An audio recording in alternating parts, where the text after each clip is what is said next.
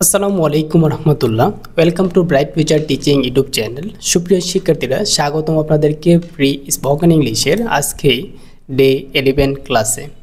আজকের এই ক্লাসের টপিক হচ্ছে must, have to, has to, had to or to এর ব্যবহার। এর আগে আমি আপনাকে একটি কথা বলে রাখি, আজকে আমরা ক্লাস করতে করতে ডে 11-এ চলে আসলাম। সো আপনি একটু তাকায় দেখেন তো আপনার সাবস্ক্রাইব বাটনটা সবুজ আছে কিনা। যদি না থাকে please hit the subscribe button. আমি আপনাদেরকে সাবস্ক্রাইব করো বলি না বিদায় আপনারা কি করবেন না? তো অবশ্যই চ্যানেলটি সাবস্ক্রাইব করা না থাকলে চ্যানেলটিকে সাবস্ক্রাইব করে দেন। অবশ্যই আমরা আপনাকে ভালো কিছু দেব। তো শিক্ষার্থীরা, শুরু করছি ক্লাসটি শুরু করার পূর্বে আমাদের টেলিগ্রাম প্রাইভেট গ্রুপে সম্পূর্ণ লেকচার শিট দেওয়া আছে, আপনারা অবশ্যই অবগত আছেন। অনেক স্টুডেন্ট সেখানে ভর্তি হয়ে গেছে। সো আপনি যদি ভর্তি না হয়ে থাকেন অবশ্যই স্ক্রিনে দেওয়া নাম্বারে যোগাযোগ করুন। তো চলুন শুরু করি আজকের এই ক্লাসটি। প্রথমে আমরা দেখব মাস্টের ব্যবহার। জোরালো প্রয়োজন, কর্তব্য, বাধ্যবাধকতা, দৃঢ় বিশ্বাস বা আদেশ বোঝাতে ব্যবহৃত হয়। উদাহরণ, বাংলা প্লাস ইংলিশ উদাহরণ আমরা দেখব এখন। তোমাকে এখনই যেতে হবে, মানে মাস্ট ইউজ হয় একদম বাধ্যবাধকতা বোঝাবে, জোরালো কথা বলবে, কর্তব্য বোঝাবে, ঠিক আছে। দৃঢ় বিশ্বাস, আদেশ এগুলোর ক্ষেত্রে ইউজ হবে কি মাস্ট। তোমাকে এখনই যেতে হবে, আমি ওকে বললাম যে তোমাকে বললাম যে এখনই তোমাকে যেতে হবে, ঠিক আছে, একদম জোরালো কথা বলছি, বাধ্যবাধকতা। তো এখন ইউজ করবো ইউ মাস্ট গো নাও, তোমার এখনই পড়তে হবে, ইউ মাস্ট রিড নাও, ঠিক আছে। তো বাধ্যবাধকতা বোঝাতে আপনি মাস্ট ইউজ করবেন। আমাদের নিয়ম মেনে চলতে হবে, বাধ্যতামূলক, মানতেই হবে, we must follow the rules. সে খুব ক্লান্ত, তাকে বিশ্রাম নিতে হবে, he must take rest, he is very tired. So এখন আমরা দেখলাম মাস্টের কিছু ব্যবহার। এখন আমরা এগুলার কিছু অতিরিক্ত উদাহরণ দেখে চলেন। তোমাকে সত্য বলতে হবে, you must tell the true. পরীক্ষার আগে পড়া শেষ করতে হবে, you must finish studying before the exam. তোমার এখানে অপেক্ষা করতেই হবে, ইউ মাস্ট ওয়েট হিয়ার। সবাইকে সময় মতো পৌঁছাতেই হবে, everyone must arrive on time. তোমার এখনই ডাক্তার দেখানো উচিত, you must see a doctor now. শিক্ষার্থীরা, বাকি উদাহরণগুলো আমাদের টেলিগ্রাম প্রাইভেট গ্রুপে দেওয়া আছে, ভর্তি হতে এখনই এই নাম্বারে যোগাযোগ করেন। হ্যাভ টু এর ব্যবহার দেখেন। বাধ্যবাধকতা, দায়িত্ব, প্রয়োজন বা বাইরের কারণে কিছু করা লাগলে হ্যাভ টু ব্যবহার করা হয়। মানে আমরা মাস্ট ইউজ করতাম না বাধ্যবাধকতা বোঝাতে, এখন বাধ্যতামূলক বোঝাতে মাস্ট ইউজ না করে আপনি যদি হ্যাভ টু ইউজ করেন একই কথা, ঠিক আছে। মাস্ট ইউজ করলে যে কথা, হ্যাভ টু ইউজ করলে একই কথা। দেখেন, আমাকে এখন যেতে হবে, ইংলিশ কি, আই হ্যাভ টু গো নাও, এখানেও বাধ্যতামূলক বুঝাইতেছে, ঠিক আছে। যদি আমি এখানে হ্যাভ টু না বললে বুঝতাম যে মাস্ট, তো হইতো। তো হ্যাভ টু আর একটু ফর্মাল লাগে, শুনতে ভালো লাগে, তো আপনি হ্যাভ টু ইউজ করবেন বাধ্যতামূলক বলার জন্য। আমি সচরাচর হ্যাভ টু ইউজ করি যে আমাকে এখন যেতেই হবে, আই হ্যাভ টু গো নাও। আমাদের আজকে কাজ শেষ করতে হবে বলতে কি, যে বাধ্যতামূলক করতেই হবে, তখন সময় ইউজ করবেন we have to finish today's work. তোমাকে সকালে উঠতে হবে, you have to wake up early. তাকে স্কুলে যেতে হবে, he has to go to school. কিছু উদাহরণ দেখেন। আমি আমার মাকে সাহায্য করতে হবে, I have to help my mother. তাদের নিয়ম মেনে চলতে হবে, they have to follow the rules. আমাদের ট্রেন ধরতে হবে, we have to catch the train. তোমাকে ধৈর্য ধরতে হবে, you have to be patient. বাকি যে উদাহরণগুলো আছে এগুলো আপনারা দেখে নেবেন, ওকে। বাকি উদাহরণগুলো আপনারা দেখে নেবেন, এই উদাহরণগুলো বেশি বেশি প্র্যাকটিস করবেন। প্র্যাকটিসে কিন্তু আপনার পূর্ণতা। আমি আপনাকে ক্লাস করেই দিয়েছি, আপনি ক্লাস করলেন, বুঝলেন, চলে গেলেন, বাট আপনি প্র্যাকটিস করলেন না, আপনার কিন্তু শেখা হবে না। জাস্ট জানাটা হবে, বোঝাটা হবে, সিরিয়াল মেনটেনটা হবে, বাট আপনি শিখতে পারলেন না। সো যখন সময় একটি ক্লাস করবেন, ওই ক্লাসটার সাথে সাথে প্র্যাকটিস করবেন। টেলিগ্রাম গ্রুপে গিয়ে শিট থেকে সুন্দর করে A to Z শেষ করবেন, বলার চেষ্টা করবেন, তবেই না আপনি ইংরেজিতে দক্ষ হয়ে উঠবেন। এখন আমরা দেখি হ্যাজ টু এর ব্যবহার।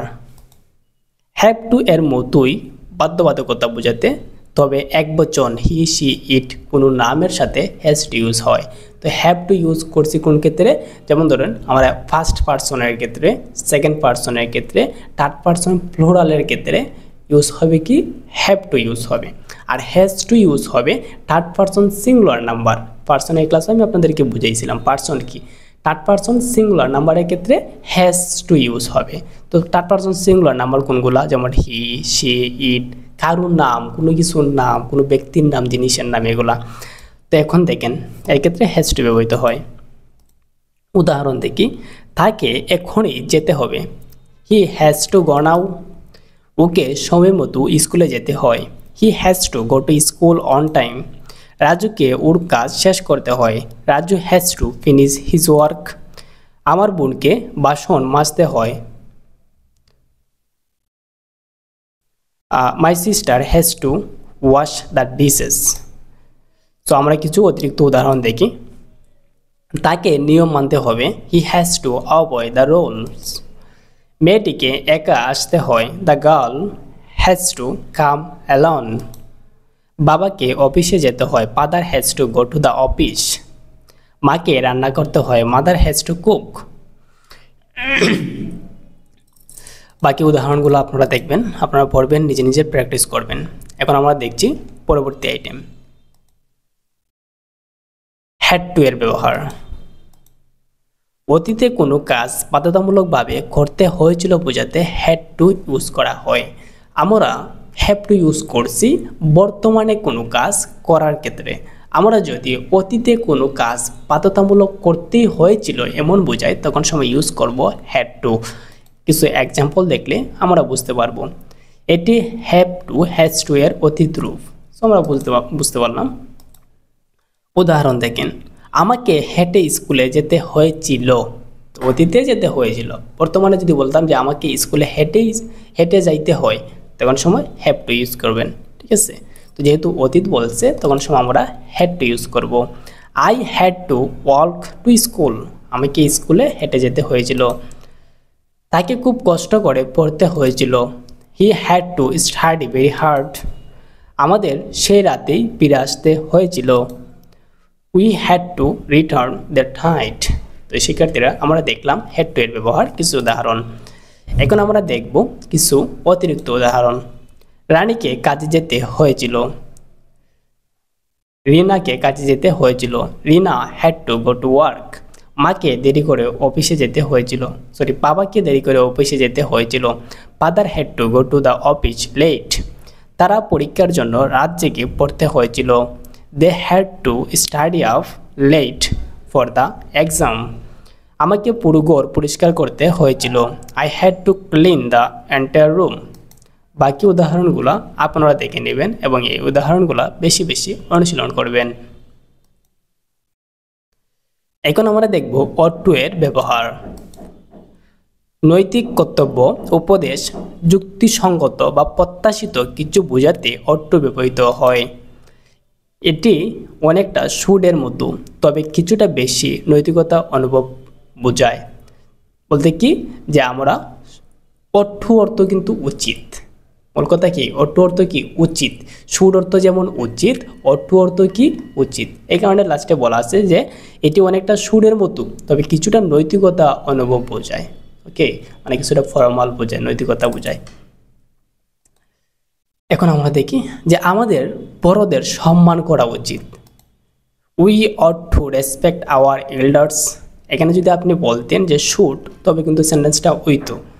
আরও ফর্মাল করতে আপনি সেখানে ইউজ করবেন অট টু।